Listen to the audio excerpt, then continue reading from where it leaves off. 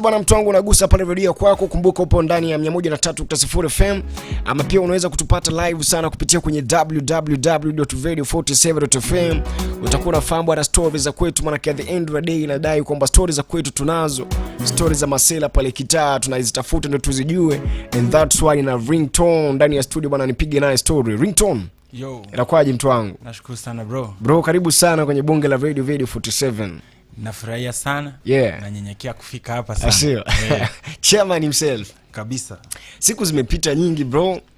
Mambo yamebadilika because the last time tukipatana bwana ni karibu miezi 7 imepita, na kuna kitu kimoja ambacho tunakubali sana. Davo, Ringtone ndio baadhi ya watu wa kwanza kabisa ambao time ambayo tunaanza radio bro. Ile time wa kwanza kabisa wakati tunaanza radio bwana pandani, baadhi ya masela wa kwanza kabisa kufanya nao interviews. Ringtone alikuwa baadhi ya masela wa kwanza kabisa, yani ile time fulani ambayo tunaanza tunajitafuta tunafanyaje. Mazena ndio huyu tena hapa bro. Big shukran sana bro for that chance kwanza ile time. And this time tumepata tena chance nyingine kupiga nayo story. Kama chairman wa gospel lazima ningekuja kukutia tick na kusema tunakubali Radio 47. Yeah. Yo. Bwana mengi yametokea kama nilivyosema mwanzoni pale, na nitaanza na maswali matatu hivi ya kizushi kiasi. Maana kuna maswali ambayo watu wengi wanapenda sana kujua kwa huyu jamaa Ringtone na wapati ile majibu. Kuna mmoja anaweza kuwa anajiuliza kwamba mchizi atoa lini? Kwa next year haitapita. Napanga sana kufanya harusi kubwa ambayo itakuwa katika stadium moja. Na sasa hivi naona ni kama tutafanya Talanta Stadium. So naomba serikali iharakishe imalize stadium kwa sababu mimi ni Ringtone, nimeimba Talanta na wakati hiyo Talanta Stadium nimeona inakuja. So naona mimi itakuwa harusi ya kwanza itakuwa katika Talanta Stadium. Na muomba rais wetu aharakishe, waziri Ababu na Mwamba wasinidelay kuoa kwa sababu wedding yangu inakuwa Talanta Stadium. Na Davo unasemaje? Nasikia tukielea hapa interview. Alisema Next year ikifika ndo ni wewe next year inshallah. ndio wale nataka kumuuliza. Bro umetupush sana. Ilikuwa ni wewe mwaka huu. Kuna changamoto tu za maisha zilitokea. Kuna taasisi fulani ya serikali iliweza kufunga akaunti zangu. So nikakosa yani ikaweza kuharibu plan zote. Sasa tutafika hapo kwa ile taasisi iliyofunga akaunti zako. Alright. Lakini kwanza kuhusu swala ambalo umenijibu kwamba kuna watu wangependa kujua sana jamaa atoa lini. Umesema kwamba mwakani harusi itakuwa kubwa ya kufana. Itakuwa hata probably kipindi chako hiyo mchana kama rafiki yangu. Nitawaomba mje mfanye live kutoka pale stadium, Talanta Stadium, Ngong Road. Harusi yani ambayo itakuwa ya kukata na shoka. Inapendeza kabisa. Sifa ambazo tutakuwa tunatarajia kutoka kwa ule mtu ambaye utakuwa unaona ni kama zipi? Because umekuwa ule jamaa ambaye umekuwa selective sana. Basi yani mtakuja kuona msichana ambaye anaombanga masaa 7 kwa siku. Mtakuja kuona msichana ambaye ako tayari kuzaa watoto zaidi ya 7. Mnakuja kuona msichana ambaye anapenda Mungu. Mnakuja kuona msichana ambaye anapenda muziki. Yani mnakuja kuona msichana ambaye yani ambaye amechaguliwa, yani ako tunasemaje kwa kizungu, ambaye ako selected yani. Yani ambaye amependelewa, amechaguliwa, yani msichana ambaye anaenda kuishi Runda. Msichana ambaye yani hapo Ringtone. Umesema kwamba kwa Kiingereza sijui utahitaji. Kuna swali lingine pia ambalo watu wangependa kujua pia kwa Ringtone, kizushi tu kiasi, ya kwamba kweli huyu jamaa Kiingereza kinamtatiza ama ni masiara tu anafanya? Because watu wengi wasema huyu jamaa kama ni jokes anapenda kufanya kwenye kazi zake tu. Mimi na focus sana na mambo ya mbinguni. Na focus kuongea katika tongues, ku speak in tongues kwa sababu ndio language yetu, tunaelewana na babangu wa mbinguni. Hii mambo mengine sijui eti Kizungu, sijui Kiswahili, sijui Kigani, Kiitaliano, Kifaransa ya kidunia bro. So mimi na focus na language ambayo babangu wa mbinguni anaelewa. Unajua mimi ni mtoto wa Simba wa Yuda bro. Sasa mtoto wa Simba wa Yuda, unajua kuna language ya Simba wanaongea. Mimi siwezi anza kuongea language ambayo fisi wanaongea, kuku wanaongea. Unajua hapa duniani tuko na kuku, tuko na fisi. Sasa fisi for example Will Paul ni fisi. Tuko na kama Bahati. Sasa Bahati namuona akiwa kama mbuzi, juu alikataa Mungu. Unajua alikuwa kondoo akageuka mbuzi. So mimi na focus, mimi ni mtoto wa Simba wa Yuda yani. Na focus na language ya Kisimba ya ku speak tongues.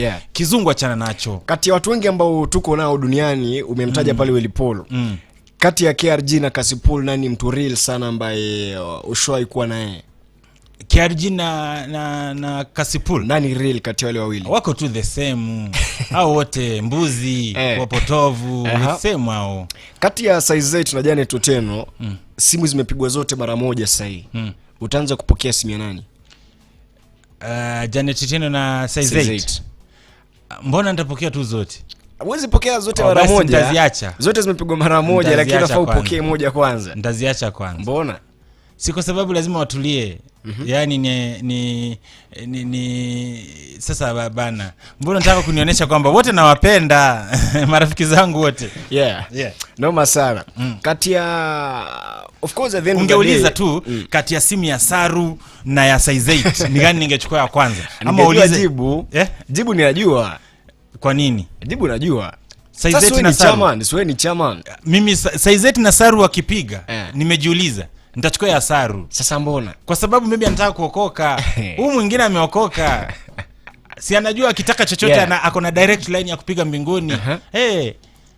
Nitachukua ya huyu mwingine maybe anataka ako na decision anataka kuokoka. Lakini pengine Janet pia bro amepatwa na tatizo pale, anataka umsaidie pia kiroho pia kama chairman. Alafu pia 8 pia. Sasa wakipiga simu hawezi piga. Okay, number 1 najua niko na namba 2. Niko na namba ya hii na hii. Niko namba 2 So wakipiga mimi naangalia nikinyosha mkono wangu. Ile simu iko karibu sana na mimi ndio nitachukua ya kwanza. Au sio? Kwa sababu siwezi sema nitaacha yenye iko karibu na mimi na niende yenye iko mbali. Nitaanza na ile iko karibu. Au sio? Noma sana. Ndio hivyo bwana, ndo maswali ya kizushi fulani mawili matatu ambayo ningependa sana kwanza kujua kutoka kwako. Ndio baadaye pia tunakuja pia kujiuliza maswali mengi bro. At the end of the day kuna kazi nyingi sana ambazo tuzifanya. Wapo wasanii wengi ambao tumeona wanaingia kwenye game baada ya muda mmoja, miaka 2 3 sha give up, wamekata tamaa, wengi wameondokea. Kwako Ringtone bro, siri ya mafanikio kudumu kuwa relevant sana for more than 10 years bro, unaweza izungumziaje? Bro, yani life imekuwa changamoto kali. Yani tunacheka hapa nje, tukirudi ndani tunajifungia, tunalia, tunagaragara kwa flow tukimlilia Mungu kwa sababu challenge ziko nyingi, na wale ambao wamejitolea kumtumikia Mungu wanakuwa ni kama wanapata changamoto maybe kali kushinda za hawa wengine. Because mimi niko sure pia nyinyi mnaamini kwamba kuna Mungu na kuna shetani. So wale ambao wameamua kupinga kazi ya shetani, I think shetani anawatafuta sana. Sasa unapata wasanii kama sisi, unaamka maybe mtu anakuona ukismile anakuchukia. Akiona ukinyamaza anasema mbona ongei. Yani so vitu mingi kwa sababu tuko vocal kwa kuweza kukosoa makosa. Tuko voko kwa sababu tunajaribu kurekebisha mandugu zetu. So unapata tunapata changamoto mingi sana. Lakini cha muhimu ni kwamba mimi ni Mkristo. Kwa Biblia kuna story ambayo inanitia moyo sana. Story ya Lazarus. Lazaro wakati alikufa, alikuwa rafiki ya Yesu. Madada zake walienda kumuita Yesu akakataa kuja siku ya kwanza. Yesu akakataa kuja siku ya pili. Yesu akajifanya ako busy, hakuja siku ya 3, na Yesu akajifanya ako busy, siku ya 4 ndiye akakuja. So kukuja akapata Lazaro ananuka. So madada zake wakamwambia ni sawa boss, tunajua wewe ni star, mtoto wa Mungu, umekuwa busy sana. Sasa huku kama ameshanuka, so wacha ananuka sasa. Wacha tuingie kwa nyumba tule, lakini at least umefika. Kila mtu atakufa. Yesu akamwambia acha mchezo bana. Akamwambia toa hiyo mawe bana. Yesu akainsist watoe mawe. Watu wakafikiri ni showbiz. Ni kiki Yesu anataka kupiga. Wakati wakakataa, akamwambia toa bana. So wakati walitoa, Yesu alimuita tu Lazaro, toka kuja. Akajitokeza jamaa mzima. So nataka kusemaje? Nataka niwaambie kwamba God ndiye akona the last word. Wakati wale wanaokupenda wame give up na wewe, hapo ndio Mungu anaanzia. Lazima tufike mwisho wetu, mwisho wa uwezo wetu, mwisho wa familia zetu na wapenzi wetu na kila kitu. Amazing sana. Mungu aanzie hapo. Sasa ndio kwa sababu, so mimi hiyo ndio inanitia moyo kwa sababu sina haja kufurahisha Kenya. Mafans wangu nawaambia pole sana. Mimi hata siwezi taka kuwafurahisha. Juu hata nikiwafurahisha na nikosea Mungu basi ni bure. Na wakikasirika na mimi na nifurahishe Mungu, mbona iko mwisho wa maneno yani. Vyote hivyo umevizungumzia na pia umevizungumzia bana jinsi gani mbona sababu ya wewe kudumu sana kwenye muziki for that long sana, ya kwamba wewe ni mcha Mungu na wewe kichwa ngumu. Na kichwa ngumu. Si kusema mimi ni mcha Mungu. Ni basi nilikuwa najaribu kuexplain niseme. Si useme wewe ni Mkristo. Basi mimi the reason why nimedumu kwa hii industry kwa muda mrefu. Mimi ni kichwa ngumu. Na mimi ni don't care. Na mimi sijali. Kipi ambacho kilikukuta ukafeel kwamba mazee nafaa kwa kichwa ngumu kwenye game la muziki ndio ni survive? Nilitoa nyimbo inaitwa Pamela. Ikakuwa ndio the biggest song kwa gospel Kenya wakati huo. Na wale walikuwa wanapanga ma awards wakanitenga. Na walikuwa wanapeana ma shows, wasanii walikuwa wanawategemea, wakanitenga. Kwa sababu walikuwa wanaenda tour Kisumu. Nikaa Mungu amenibariki nimenunua gari Nissan Patrol kubwa. Sasa mimi nikaambia yule mwenye anapanga hizo vitu, juu sasa sihitaji kwenda peke yangu, si ungeniwekea mafuta kwa gari, nibebe marafiki zangu, na hata kuna wasanii na wamenta wadogo, niwajaze kwa gari twende hiyo tamasha Kisumu. Ule akaniambia kuna basi iko hapa, wasanii wote wanaingia. Mimi nikamwambia bro, mimi najua kuhit, una hit leo, kesho naweza kosa kuhit. Juu ni moment yangu, basi kama hutaniwekea mafuta gari, nilipia ndege. Mimi nitaenda. Sababu wimbo wangu uko juu. Kesho utakuwa chini, ule mwenye atakuwa juu utamfanya hivyo. Sasa jamaa akanichukia, waka make sure siwezi pata event yoyote. So kutoka pale nilifanya nini? Lazima ninge survive because kama msanii lazima ningelipa rent na nile. Nikaanza kutembelea mashule, nikipeana story yangu, mahali nimetoka in life, nikihubiri, na kutoka pale zile hela msanii alikuwa anapata kwa event moja, mimi nilikuwa nazipata yani kama siku mbili, kila siku mbili niko na hizo hela. So kwa week nilikuwa natengeneza hela mingi sana. Sasa hiyo show ambayo ilifanyike Kisumu, ile mchizi alikuwekea mafuta at the end of the day ama alikulipia ndege, mimi ilikuwaje? Walinisusia. So si kwenda Kisumu. Mpaka wakati hiyo kampuni hiyo ya kampuni ya teknolojia kubwa Kenya ili insist ya mwisho niwe ilikuwa Eldoret. Nilifika hata wakabada akaninyima nafasi ya kuimba. Noma sana. So walinitenga kutoka pale, wakati walinitenga kwa industry, nikaanza kuenda niko sure mafans wengi wanasikia sasa hivi nimeenda mashule zao. So nikaenda ku reach mafans wangu kuwahubiria na nikafanya kazi kazi kubwa ya Mungu. So nataka kusemaje, nimekaa ndani kwa sababu nilishajua kwamba niko natembea njia ya Mungu. So nikichukiwa, sometimes chuki lazima ifanyike ndio ikurudishe kwa Mungu. Yani ni hivi, kwa kizungu nitumie rahisi hivi. Kwa story ya Biblia, Joseph lazima Joseph angekataliwa na mandugu zake, auzwe ndio akuwe prime minister. That is it. So lazima Ringtone angekataliwa kwa industry ya hivyo ndio aweze kutouch high schools Kenya mzima. Now you know. So ni hivyo tu sasa. Noma sana. Swali la mwisho bwana, pale tukiondoka, vyote hivyo vimekufunza kitu gani? Umekataliwa, muziki umepambana, unajua mwenyewe ulikotoka, umetembea kwenye mashule bro, kutafuta pale mashosi umezipiga, mpaka ukafika point sasa umejisimamia. Sasa kitu kimoja peke yake ambacho unasema kwamba umejifunza kwenye maisha yako kama Ringtone. Kuna wale walizaliwa wapendwe, kuna wale walizaliwa wangangani, kuna wale walizaliwa wapewe, kuna wale walizaliwa lazima wajitafutie. Sasa mimi sikuzaliwa nipendwe na watu, mimi nilizaliwa nipendwe na Mungu. So mimi sikuzaliwa nipewe na familia juu sijai kuwa nayo. Mimi nilizaliwa nijinganganie. So mimi cha muhimu kwa maisha yangu, niko na alarm, yani ni kama naishi shule. Alarm yangu, niko na simu mbili. Simu yangu ya kwanza inalianga alarm saa 11 kila siku, ya pili inalia saa 12. Mimi kila siku nangangana, naamka nangangana nijipiganie. So nataka tu kusema maisha yangu ni mngangano mpaka siku nitakufa. That is it. Yes. Anajulikana kama Ringtone, mtu mkali sana kwenye game la muziki wa 25. Umekuaje pale wakati unaanza muziki, changamoto bwana pale umezungumzia? Kuna time fulani umetoa hit, washikaji wakakataa kuikubali, kuisupport, wakupeleke mitaa kama ilivyofaa, lakini yote 9-10 bwana ni hivi. Juzi tu kuna story moja pia ambazo zimekuwa zikitrend sana kwenye mitandao. Kuna mbili. Na kuna moja, kuna point fulani ulisema kwamba kuna taasisi moja ya serikali iliweza kukufungia account yako. Accounts. Na katika zile accounts ambazo ulifungiwa, mtu wangu, ukadai kwamba ilikutatiza sana, ukawa unakula avocado kuanzia asubuhi mpaka jioni. Yaani lunch avocado, mchana avocado, jioni avocado. Au sio? Ilikuwa ngumu. Hizo account ambazo zilifungwa zilikuwa na pesa ngapi, Ringtone? Siwezi sema. Na hata zijafunguliwa bado. Ila tu nilifika mahali nikasema sasa sitaendelea kuhuzunika, sitaendelea kulia. Nitasimama na nitatembea. Ni kama ni kuzaliwa upya, ni kama kuanza fresh. Kusema acha nipambane kwa sababu mikono niko nayo, miguu ninayo. Huzuni hakuna haja ya kuamka kila siku na kulala na huzuni. So sitataja ni hela ngapi zilikuwa pale, kwa sababu unajua tuko katika Kenya unaelewa bro. Sasa mtu mwingine pia anaweza kuwa anajiuliza kwamba baada ya kutoa ile story kwamba account zako zimefungiwa na ukao unakula avocado bwana jioni, lunch na mchana, mtu anaweza jiuliza kwamba huyu mchizi ana marafiki bro ambao pengine angemreach out mmoja amcheki, bwana vipi bro, niokolee mchongo fulani. Bro, unajua inafika mahali marafiki wanachoka na wewe because unajua sasa uwezi omba kila siku.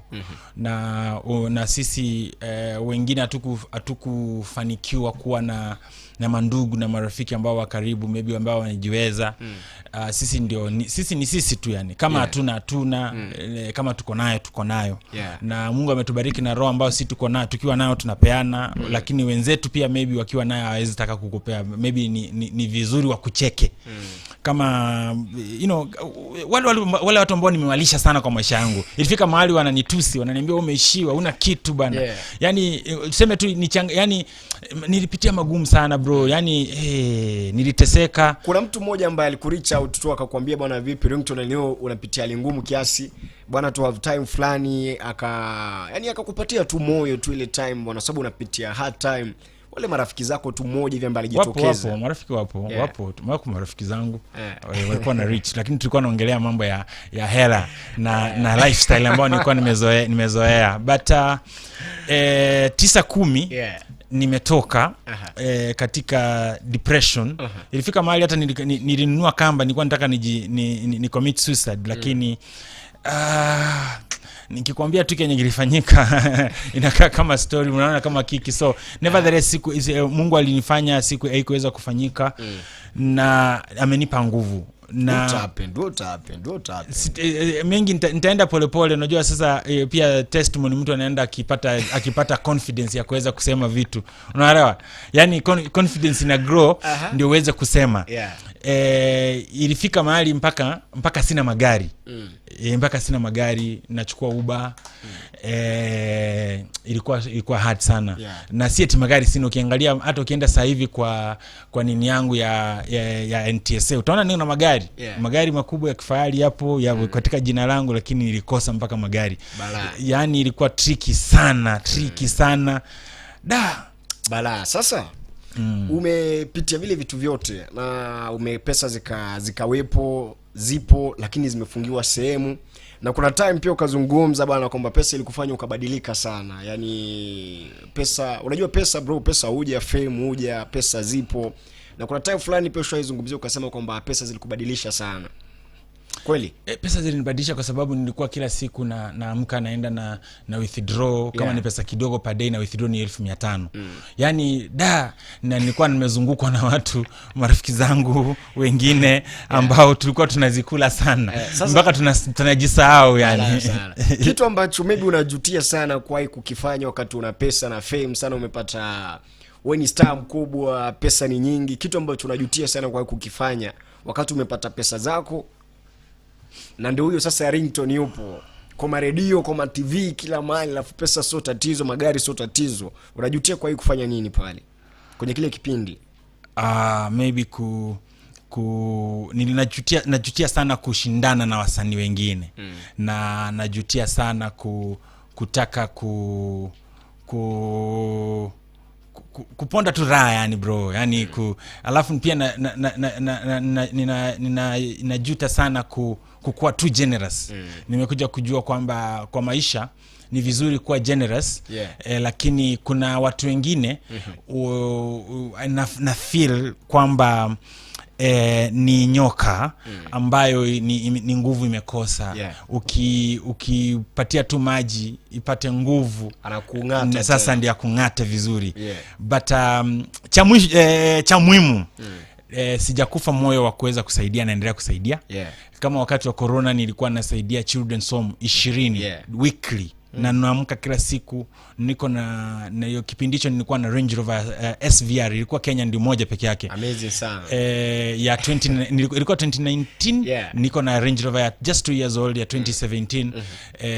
Na ilikuwa moja tu. Ilikuwa Kenya mzima ni moja. Hiyo ya kupiga kelele inaitwa SVR. Nilikuwa kila siku nikiamka, naweka muziki wangu loud, nimejaza boot machakula, naenda na children's home na donate. Hata kuna children's home iko hapa karibu na hapa Radio 47 hapa chini.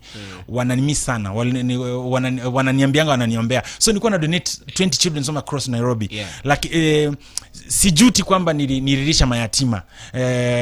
Maybe ile unaweza sema kwamba maybe yani kuna point fulani unaweza kuwa unasaidia, lakini hauoni kama kuna ile shukrani baada ya kutoa. Ndio kitu ambacho nakizungumzia. Hao mayatima niliwalisha na siwezi sikia vibaya. Kuna marafiki nilikuwa nao wengine, marafiki ambao kila siku uliwachinjia mbuzi time fulani, lakini si hao hata. Kuna wale nilikuwa nao kila siku ilikuwa ni tunakutana mastarehe na masherehe na mastarehe na hivyo tu yani. Pengine mtu anaweza kuwa pia anajiuliza kwamba Ringtone tayari yashakuwa mtu maarufu sana, pesa nazo, magari anazo, atatumia umaarufu pengine very soon kumuona kwenye siasa, afanye mambo yake sasa tena kwa mara nyingine. Kwa sasa hivi najaribu kufocus kufurahisha Mungu. Mungu amenitoa mahali ambako ilikuwa kidogo niende. Na imagine ingekuwa Ringtone anaishi kwa nyumba ya zaidi ya milioni 100 na amecommit suicide Runda. Unajua ingekuwa mbaya sana, ingekuwa funny na wengi wangetamani sana kuja kuishi Runda. Lakini wanafanya tunacheka story serious man. Kwa nini? Ni hivyo, ni kweli. Sawa, endelea Ringtone. Unajua siku ilikuwa nimenunua kamba. Umbwa zangu, unajua ni umbwa zangu zilifanya sikufanya kile nilikuwa nataka kufanya. Umbwa zilitoka na kamba. Umbwa zilikuja tu zikaanza kunizurura, zinanifanya nilikuwa nimekasirika, nimelia, macho nimekundu, nimelia mpaka yani mapua imeziba. Umbwa zikanifanya. Mungu alitumia umbwa zangu. Noma sana. Yani zikuweza kunifanya nione nitaziachia nani.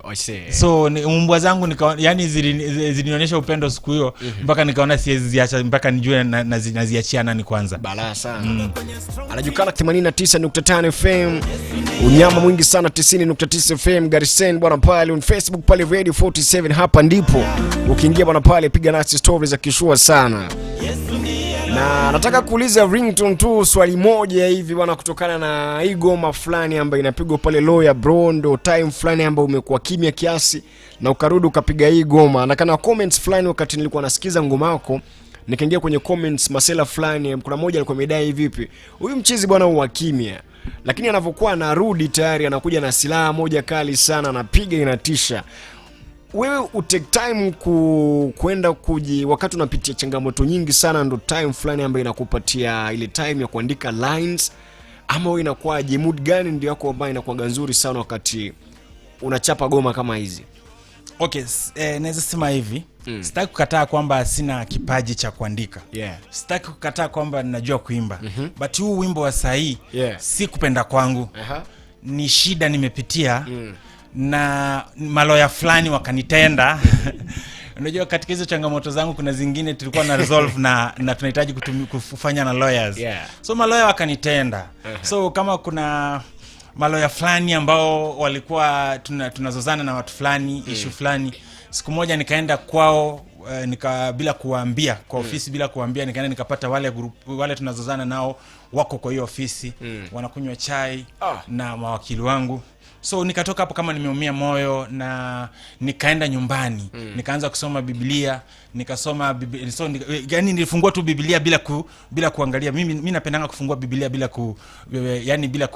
bila kuplan. Nikafungua hivi Biblia ikajifungua, First John.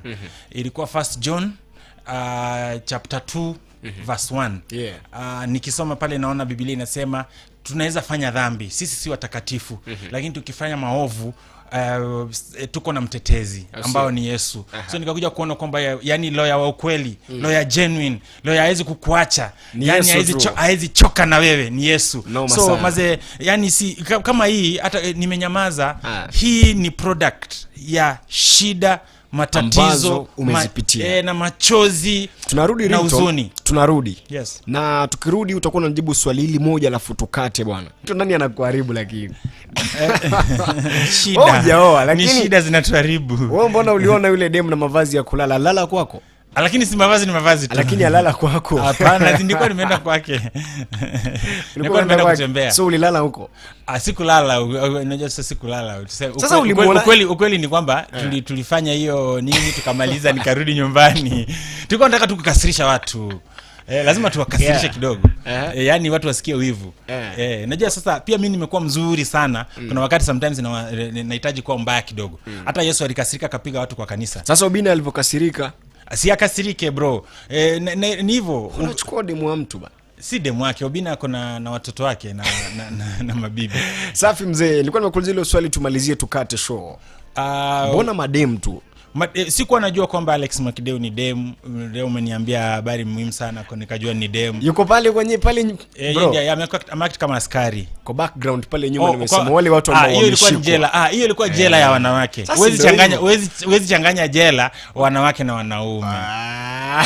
Na ilikuwa hiyo ni visualizer, si video official. Ni visualizer ya kutoa. Hii wimbo ilikuwa inanichoma moyo, lazima ingetoka. Yani habari lazima ingetoka mjini. Kwa hivyo Jio ulitoa na Alex Makideu. Sija kuelewa. Alex Madenge. Noma sana. Imekuwa vibe sana kupiga nayo story bro, tangu tulipoanza pale mwendo wa 8 mpaka saa 9 ngome mastaa.